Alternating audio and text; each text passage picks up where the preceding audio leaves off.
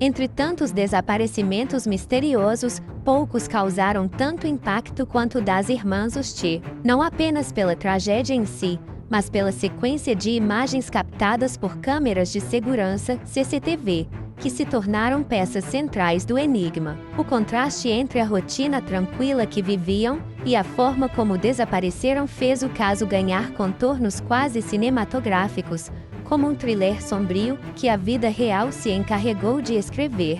As irmãs, jovens adultas, tinham personalidades distintas, mas complementares. A mais velha, Clara, era metódica, estudiosa, amante de livros e responsável por cuidar da parte prática da casa. A mais nova, Esther, era expansiva, extrovertida e cheia de energia criativa. Apesar das diferenças, eram inseparáveis. Vizinhos relatavam que era comum vê-las passeando juntas pela cidade, sempre em sintonia. Viviam em um bairro residencial tranquilo, em uma casa herdada da família. Tinham poucos amigos próximos, mas mantinham uma vida regular, frequentando cursos, trabalho e atividades culturais. Nada parecia indicar que fossem alvo de algo sombrio. Tudo começou em uma manhã comum. As duas saíram juntas de casa, levando bolsas pequenas e vestindo roupas casuais. Testemunhas as viram em uma cafeteria por volta das 9 horas, conversando animadamente.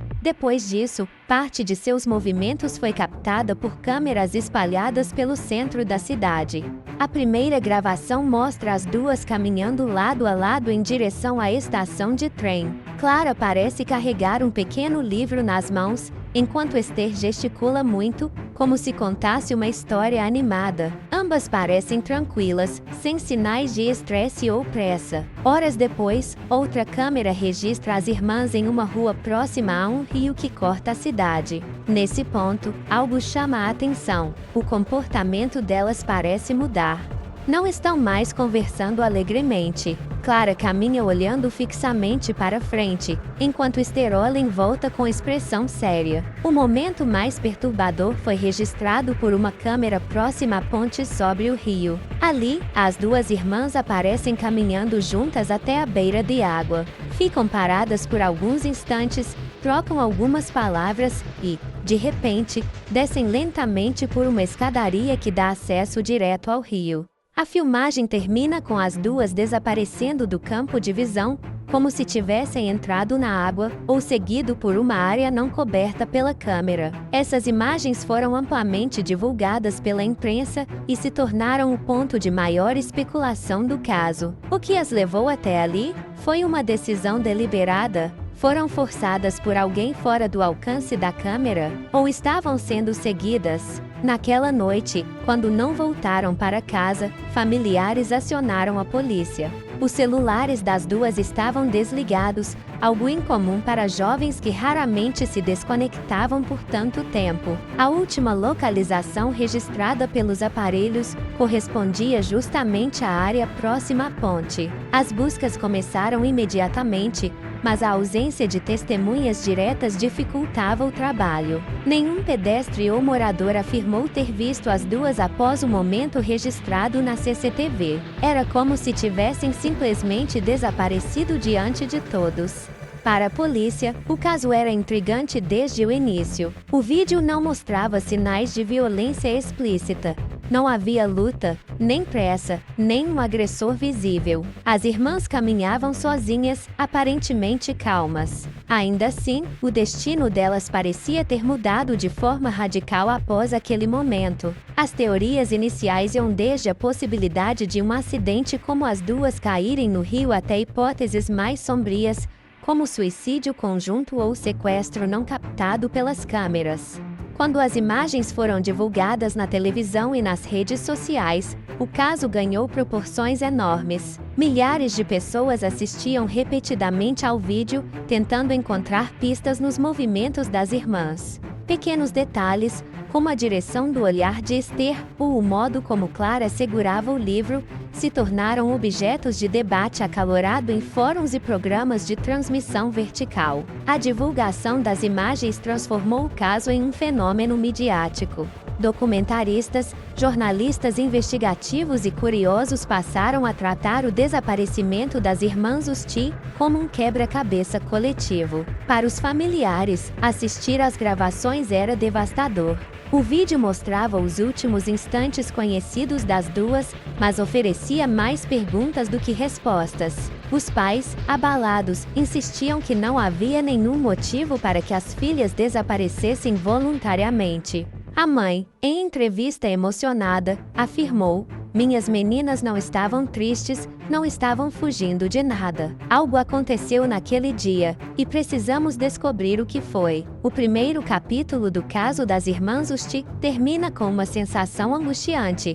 O desaparecimento não foi invisível. Ele foi registrado por câmeras, mas, paradoxalmente, as imagens que deveriam trazer clareza apenas aumentaram o mistério. O que aconteceu depois que desceram a escadaria da ponte? Estavam sozinhas? Foram encontradas por alguém? Caíram, entraram ou foram forçadas ao rio? Essas eram as perguntas que dariam início a uma investigação repleta de tensão, esperança e, sobretudo, incertezas. A partir do momento em que os familiares das irmãs Usti comunicaram o desaparecimento, a cidade foi tomada por uma onda de incerteza. As imagens de CCTV forneciam um último registro visível, mas a partir dali tudo era especulação. A polícia, pressionada pela repercussão imediata do caso, organizou uma das maiores operações de busca já vistas na região. Mas cada novo esforço parecia aumentar o mistério. As buscas começaram no mesmo local onde as irmãs foram vistas pela última vez, a escadaria que levava diretamente ao rio. Equipes policiais, bombeiros e voluntários vasculharam as margens, usando cordas, ganchos e lanternas potentes para iluminar cada detalhe.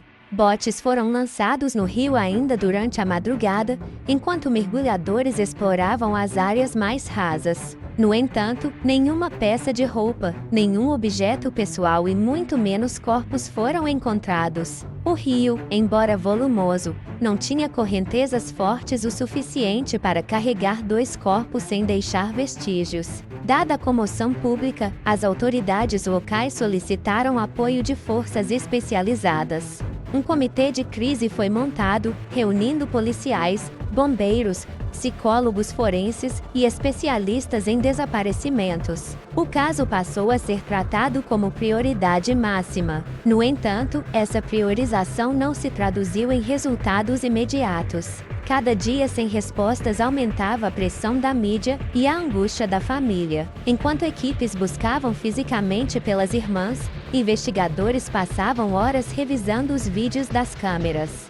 O trecho que mostrava as duas descendo em direção ao rio foi analisado quadro a quadro, ampliado e submetido a softwares de realce de imagem. O resultado frustrou a todos. Não havia nada além das duas irmãs. Nenhum vulto suspeito, nenhuma figura ao fundo, nenhuma evidência externa. Ainda assim, peritos destacaram um detalhe.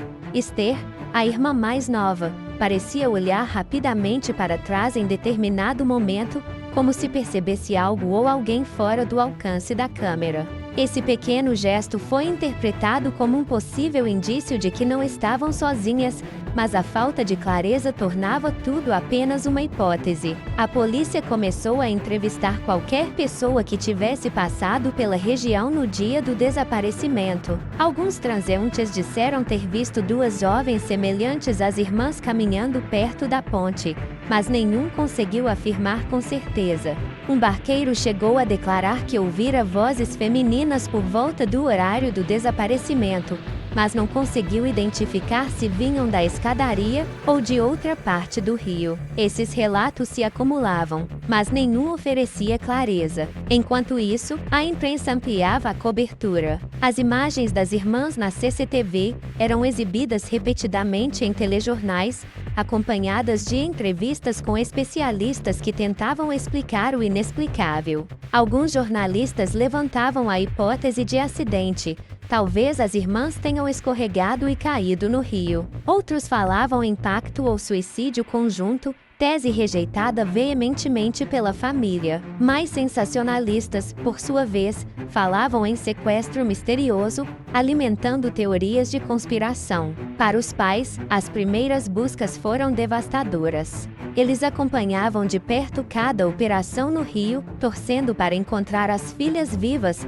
mas ao mesmo tempo temendo receber a notícia mais temida. A mãe, em entrevistas, implorava para que qualquer pessoa com informações se manifestasse. O pai, mais reservado, mostrava raiva diante das câmeras, acusando as autoridades de incompetência e exigindo que ampliavam o perímetro das buscas. O lar da família se transformou em uma base improvisada para repórteres, vizinhos solidários e voluntários. A cada dia, mais pessoas se juntavam à causa, mas a falta de respostas corroía qualquer esperança. A investigação, desde cedo, se viu dividida entre duas hipóteses principais: acidente ou crime. Os defensores da teoria do acidente argumentavam que as irmãs poderiam ter se aproximado demais da água e escorregado. Já os que acreditavam em crime levantavam a possibilidade de que alguém as estivesse seguindo, forçando-as a se deslocar até o rio. Nenhuma das hipóteses, no entanto, era sustentada por provas concretas. Após uma semana de buscas intensas, nenhum vestígio das irmãs foi encontrado. Nem roupas, nem objetos pessoais, nem testemunhas confiáveis. O silêncio absoluto transformava o caso em um pesadelo para investigadores acostumados a lidar com evidências físicas. Cada coletiva de imprensa terminava em frustração. Jornalistas queriam respostas, mas tudo que a polícia tinha eram especulações. O segundo capítulo do caso das irmãs Usti escancarou a perplexidade das autoridades. Mesmo com centenas de pessoas envolvidas nas buscas e análises detalhadas de vídeos e testemunhos, não havia nenhuma pista sólida que explicasse o destino das jovens. O mistério, em vez de se esclarecer, só aumentava. E enquanto os dias passavam sem respostas, uma pergunta inquietante ganhava força: se não estavam no rio, onde estavam as irmãs Usti? Após dias de busca sem resultados, o caso das irmãs Usti parecia estagnado. A tensão crescia, a comunidade já demonstrava sinais de esgotamento, e a família vivia entre esperança e desespero. Foi nesse cenário que, de repente, uma descoberta no próprio rio mudaria o rumo da investigação, reacendendo tanto a esperança quanto o medo. Na manhã do terceiro dia, mergulhadores especializados em operações de resgate foram enviados para examinar trechos mais profundos e de difícil acesso do rio. Até então, as buscas se concentravam nas margens e áreas rasas, mas a pressão pública fez com que as autoridades ampliassem o perímetro. Por volta das 10 horas, um dos mergulhadores sinalizou para a superfície após notar algo incomum: um tecido preso em galhos submersos. O material foi retirado cuidadosamente da água e logo reconhecido como pertencente a uma das irmãs, uma blusa de cor clara que Esther usava no dia do desaparecimento. O achado foi imediatamente levado para análise forense. A peça apresentava danos compatíveis com contato prolongado com a água, mas não havia sinais claros de violência. Ainda assim, para a polícia, aquilo confirmava que, em algum momento, pelo menos uma das irmãs esteve em contato direto com o rio. A notícia se espalhou rapidamente. A imprensa transmitiu imagens da peça sendo retirada da água, e a comoção pública foi imediata. Enquanto alguns acreditavam que o mistério se encaminhava para uma solução trágica, outros questionavam se o achado não teria sido plantado. Com essa evidência, as autoridades redobraram os esforços na área. Novos mergulhos foram realizados, drones sobrevoaram o rio e barcos equipados com sonar passaram a escanear o fundo em busca de corpos. 2 dias depois, outro vestígio foi encontrado: um sapato, identificado pela família como pertencente a Clara, foi retirado a cerca de 500 metros do local da blusa. Esses achados reforçavam a hipótese de que as irmãs teriam entrado ou sido levadas ao rio. Mas ainda havia uma lacuna: se haviam caído ou pulado, porque não havia sido encontrado nenhum corpo. O tempo passava e, apesar dos esforços, não havia corpos. Essa ausência levantava novas dúvidas entre investigadores e especialistas. Rios com correntes moderadas normalmente devolvem corpos à superfície em poucos dias. O fato de isso não ter acontecido era desconcertante. Alguns começaram a sugerir que, talvez, as irmãs nunca tivessem entrado no rio. Os objetos poderiam ter sido jogados de propósito para confundir a investigação. A comunidade, que já vivia sob enorme tensão, ficou dividida. Parte acreditava em acidente trágico, enquanto outra sustentava que havia algo muito mais sombrio, um crime cuidadosamente planejado. As vigílias pela volta das irmãs ganharam ainda mais força, com pessoas se reunindo às margens do rio para acender velas e rezar. O caso, antes visto como um drama local, já começava a atrair repórteres internacionais. As peças de roupa e o sapato passaram por análises detalhadas em laboratórios forenses. Vestígios de sedimentos confirmaram que estiveram de fato submersos por algum tempo, mas não foi possível determinar se caíram acidentalmente ou foram jogados ali. Outro detalhe chamou a atenção. Não havia sinais de arrasto ou rasgos significativos, o que indicava que, se houve violência, não havia sido exercida sobre aquelas roupas específicas. A cada novo achado, os jornais traziam manchetes sensacionalistas. As águas escondem o segredo das irmãs Usti, primeiros vestígios encontrados. Acidente ou encenação? Essa cobertura intensificava a pressão sobre os investigadores e aprofundava a dor da família, que oscilava entre esperança e desespero. Os pais, ao serem informados da descoberta da blusa e do sapato, entraram em colapso emocional. Para eles, os objetos eram um sinal de que algo terrível havia acontecido, mas a ausência dos corpos ainda alimentava uma fagulha de esperança. A mãe, em prantos, declarou à imprensa: "Essas roupas não bastam. Quero minhas filhas de volta, seja como for. Só quero abraçá-las mais uma vez." O terceiro capítulo do caso das irmãs Usti trouxe os primeiros vestígios concretos, roupas encontradas no rio que indicavam contato direto das jovens com a água. No entanto, esses achados não resolveram o mistério. Pelo contrário, abriram novas contradições.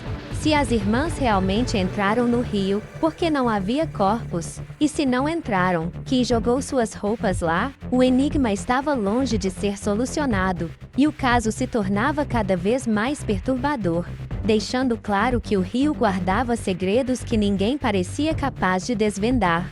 Com roupas e sapatos das irmãs Usti encontrados no rio, a investigação parecia se aproximar de um desfecho. Mas, paradoxalmente, os vestígios apenas abriram novas contradições. O caso, que já era estranho, se transformou em um labirinto de hipóteses, onde cada explicação encontrava obstáculos e nenhuma conseguia satisfazer plenamente os investigadores, a comunidade e a família. A hipótese mais simples sugeria que as irmãs haviam se aproximado demais da água e caído acidentalmente. Talvez uma escorregada na escadaria molhada, talvez uma distração. No entanto, essa teoria apresentava falhas graves. O rio, embora profundo em algumas áreas, não tinha correnteza forte o suficiente para arrastar dois corpos sem deixar rastros. Se fosse acidente, por que ambas estariam tão próximas à beira de água ao mesmo tempo? Além disso, eram boas nadadoras, segundo a família. Não fazia sentido que ambas se afogassem juntas em plena luz do dia. Essas inconsistências enfraqueciam a tese do acidente. Outra linha de investigação levantou a possibilidade de um pacto suicida. O comportamento introspectivo de Clara nos vídeos de CCTV e o olhar tenso de Esther alimentaram especulações. Alguns psicólogos forenses sugeriram que o gesto das duas descendo juntas a escadaria poderia simbolizar uma decisão deliberada. Mas a família e amigos rejeitaram veementemente essa ideia. Nenhuma das irmãs apresentava sinais de depressão profunda ou histórico de pensamentos suicidas. Pelo contrário, Clara fazia planos para um curso universitário, e Esther falava sobre viagens que queria realizar. Para os pais, essa teoria era não apenas infundada, mas também ofensiva. A terceira hipótese era a de que as irmãs haviam sido vítimas de um crime. O fato de Esther olhar para trás em determinado momento do vídeo reforçava a possibilidade de que estavam sendo seguidas. Alguns investigadores acreditavam que poderiam ter sido forçadas a caminhar até a beira do rio e, dali, obrigadas a entrar na água ou colocadas em um barco. Essa linha de raciocínio levantava ainda mais perguntas. Quem poderia ter planejado um ataque tão audacioso em plena luz do dia? Por que não havia testemunhas diretas? E por que não havia sinais de luta ou roupas rasgadas? Mesmo sem respostas claras, essa teoria foi a que mais ganhou força entre a população, que acreditava em um sequestro seguido de ocultação. A condução do caso também sofreu críticas. Enquanto a polícia local defendia a teoria do acidente,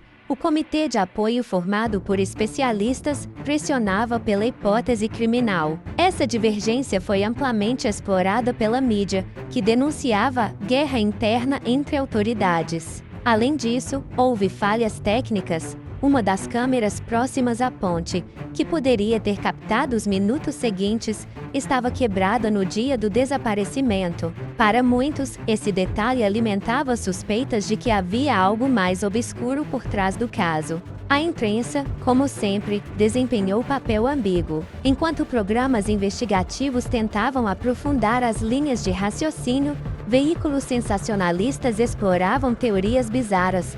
Sequestro por redes de tráfico humano, envolvimento com cultos secretos e até explicações paranormais. Essas narrativas, embora improváveis, encontraram eco em parte da população, gerando um turbilhão de boatos que confundia ainda mais as buscas pela verdade. Para os pais, cada teoria era uma tortura. Se fosse acidente, significava que as filhas haviam morrido em segundos, sem despedida. Se fosse suicídio, implicava que não haviam percebido o sofrimento delas. Se fosse crime, significava que as meninas sofreram nas mãos de alguém cruel. Nenhuma resposta trazia conforto. O que restava era o vazio, ampliado pelo fato de que cada hipótese parecia se desfazer tão rapidamente quanto surgia. Enquanto isso, laboratórios forenses continuavam a analisar minuciosamente os objetos encontrados. Amostras de DNA foram colhidas, mas não havia sinais de terceiros nas roupas. Isso, por um lado, descartava a presença óbvia de um agressor. Por outro, não excluía totalmente a hipótese criminal, já que roupas poderiam ter sido lavadas ou manipuladas cuidadosamente. Especialistas também investigaram a possibilidade de que os itens tivessem sido plantados no rio. No entanto, a sedimentação indicava que estavam na água a tempo compatível com o desaparecimento. O quarto capítulo do caso das irmãs Usti revelou um emaranhado de teorias, todas plausíveis em algum nível, mas nenhuma suficientemente sólida para ser definitiva. Acidente, suicídio ou crime? Cada explicação encontrava brechas, cada resposta gerava novas dúvidas. O que parecia certo é que as imagens de CCTV, os objetos no rio e o silêncio das autoridades compunham um mistério que desafiava lógica e ciência. A investigação não avançava, mas o enigma crescia, transformando-se em um caso que dividia opiniões e alimentava discussões intermináveis. O desaparecimento das irmãs Usti não terminou com um desfecho claro. O silêncio do rio, a ausência de corpos e a falta de provas concretas transformaram o caso em um dos enigmas mais dolorosos e persistentes da região. Mas, se a verdade nunca foi plenamente revelada, o impacto emocional e o legado que deixaram permanecem vivos até hoje. Para os pais, a ausência de respostas foi ainda mais cruel do que a tragédia em si. O luto suspenso, aquele que não pode ser encerrado porque não há confirmação da morte, corroeu a vida deles. Durante anos, mantiveram o quarto das filhas intacto, como se a qualquer momento pudessem voltar pela porta. Em entrevistas emocionadas, a mãe repetia que ainda sonhava ouvir as vozes das filhas subindo as escadas. O pai, mais contido, dizia que não descansaria até saber o que realmente aconteceu. Ambos carregaram essa angústia como uma ferida aberta que nunca cicatrizou. A cada aniversário das irmãs, a família organizava pequenas cerimônias em sua memória. Balões eram soltos no céu, cartas eram escritas e depositadas nas margens do rio. Essas homenagens não traziam respostas, mas mantinham vivo o vínculo emocional com as meninas. O caso também deixou marcas profundas na comunidade. O bairro, antes tranquilo, nunca mais recuperou totalmente a sensação de segurança. Pais passaram a vigiar de perto cada passo dos filhos. Escolas reforçaram medidas de segurança, instalaram câmeras adicionais e proibiram que alunos circulassem sozinhos em áreas abertas. Vizinhos, que inicialmente se uniram em vigílias e buscas, acabaram divididos pelas teorias. Para alguns, as irmãs haviam sofrido um acidente infeliz. Para outros, foram vítimas de crime brutal. Essa divisão alimentou debates intermináveis em cafés, igrejas e fóruns online. O desaparecimento das irmãs Usti se tornou um dos casos mais midiáticos do país. Documentários, livros e podcasts investigativos exploraram o mistério sob diferentes perspectivas. Alguns buscaram dar voz à dor da família, enquanto outros caíram no sensacionalismo, explorando teorias conspiratórias sem qualquer base. O resultado foi uma mistura de visibilidade positiva que manteve o caso vivo e sofrimento adicional para os pais,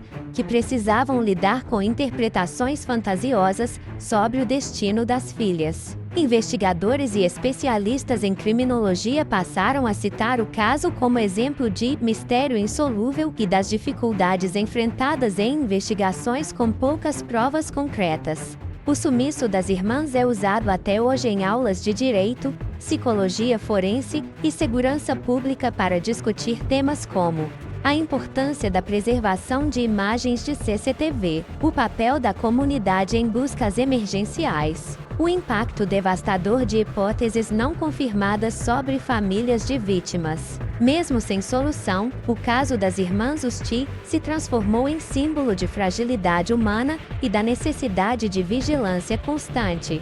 O rio onde desapareceram passou a ser chamado por moradores de Águas do Silêncio e até hoje flores são depositadas em suas margens. Grupos de apoio a familiares de desaparecidos também foram criados inspirados no caso. Essas associações oferecem suporte psicológico, orientação jurídica e visibilidade a outras famílias que vivem dramas semelhantes. A repercussão ultrapassou fronteiras nacionais. Fóruns internacionais de crimes não resolvidos discutiram intensamente as imagens de CCTV que circularam em redes sociais do mundo inteiro. Pessoas de diferentes países chegaram a viajar até a cidade para visitar o local e prestar homenagens. O desaparecimento das irmãs se tornou uma espécie de memorial vivo contra o esquecimento, lembrando que nem sempre a justiça ou a verdade conseguem se impor diante do mistério. O caso das irmãs Usti não foi apenas uma tragédia familiar. Tornou-se um marco coletivo de dor, mistério e reflexão. Se o destino delas jamais foi esclarecido, o impacto que tiveram permanece vivo em cada pessoa que acompanhou a história. O silêncio do rio continua a ecoar, lembrando que algumas respostas talvez nunca sejam encontradas. Mas, ao mesmo tempo, a memória de Clara e Esther segue inspirando movimentos de solidariedade, reformas em segurança pública e, sobretudo, a luta contra o esquecimento. No fim, talvez o maior legado seja esse: mostrar que mesmo diante do inexplicável, a busca por justiça e por memória não pode e não deve cessar.